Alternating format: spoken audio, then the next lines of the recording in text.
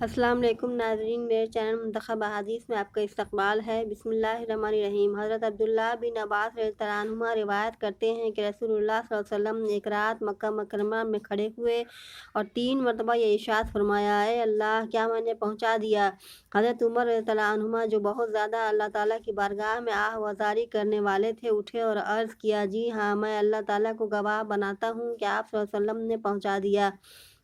آپ صلی اللہ علیہ وسلم نے لوگوں کو اسلام کے لیے خوب ابھارا اور آپ صلی اللہ علیہ وسلم نے اس کے لیے خوب کوشش کی اور نصیحت فرمائی، تو آپ صلی اللہ علیہ وسلم نے ارشاد فرمایا، ایمان ضرور غالب ہو کر رہے گا یہاں تک کہ کفر کو اس کے ٹھکانوں کی طرف لوٹا دیا جائے، اور یقیناً تم اسلام کو پھیلانے کے لیے سمندر کا سفر بھی کرو گے، اور لوگوں پر ضرور ایسا پڑھ لیا جا اور جان لیا اب ہم سے بہتر کون ہے۔ لوگوں کی طرف ایسا زمانہ آئے گا جس میں لوگ قرآن کریم سیکھیں گے، اس کی تلاوت کریں گے اور کہیں گے کہ ہم نے پڑھ لیا اور جان لیا، اب ہم سے بہتر کون ہوگا۔ نبی کریم صلی اللہ علیہ وسلم نے ارشاد فرمایا، کیا ان لوگوں میں کوئی خیر ہو سکتی ہے؟ یعنی ان میں ذرہ برابر بھی خیر نہیں ہے، اور دعویٰ ہے کہ ہم سے بہتر کون ہے۔ صحابہ رضی اللہ عنہم نے عرض کیا، یا رسول اللہ، یہ کون لوگ ہیں؟ ارشاد فرمایا، یہ لوگ تم ہی میں سے ہوں گے، یعنی اسی امت میں سے ہوں گے، اور یہی لوگ دوزخ کا ایندھن ہیں۔ بسم اللہ الرحمن الرحیم۔ حضرت انس رضی اللہ عنہ روایت کرتے ہیں کہ ہم رسول اللہ صلی اللہ علیہ وسلم کے دروازے کے پاس بیٹھے ہوئے آپس میں اس طور پر مذاکرہ کر رہے تھے کہ ایک شخص اس ایک آیت کو اور دوسرا شخص دوسری آیت کو اپنی بات پر دلیل میں پیش کرتا، اس طرح جھگڑے کی سی شکل بن گئی۔ اتنے میں رسول اللہ صلی اللہ علیہ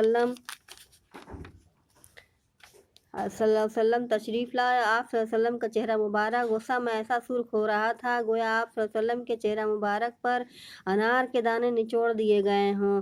آپ صلی اللہ علیہ وسلم نے ارشاد فرمایا، لوگوں، کیا تم اس جھگڑے کے لیے دنیا میں بھیجے گئے ہو؟ تمہیں اس کا حکم دیا گیا ہے، میرے اس دنیا سے جانے کے بعد جھگڑنے کی وجہ سے ایک دوسرے کی گردنیں مار کر کافر نہ بن جانا کہ یہ عمل کفر تک پہنچا دیتا ہے۔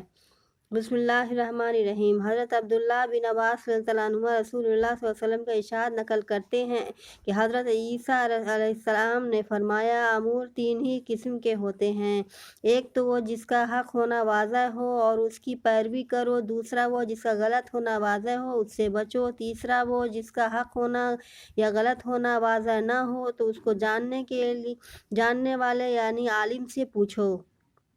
بسم اللہ الرحمن الرحیم۔ حضرت ابن عباس رضی اللہ عنہما سے روایت ہے کہ رسول اللہ صلی اللہ علیہ وسلم نے ارشاد فرمایا، میری طرف نسبت کر کے حدیث بیان کرنے میں احتیاط کرو، صرف اسی حدیث کو بیان کرو جس کا حدیث ہونا تمہیں معلوم ہو۔ جس شخص نے جان بوجھ کر میری طرف غلط حدیث منسوب کی، اسے اپنا ٹھکانہ دوزخ میں بنا لینا چاہیے۔ جس نے قرآن کریم کی تفسیر میں اپنی رائے سے کچھ کہا، اسے اپنا ٹھکانہ دوزخ میں بنا لینا چاہیے۔ بسم اللہ الرحمن الرحیم۔ حضرت جندب رضی اللہ عنہ سے روایت ہے کہ رسول اللہ صلی اللہ علیہ وسلم نے ارشاد فرمایا، جس نے قرآن کریم کی تفسیر میں اپنی رائے سے کچھ کہا اور وہ حقیقت میں صحیح بھی ہو تب بھی اس نے غلطی کی،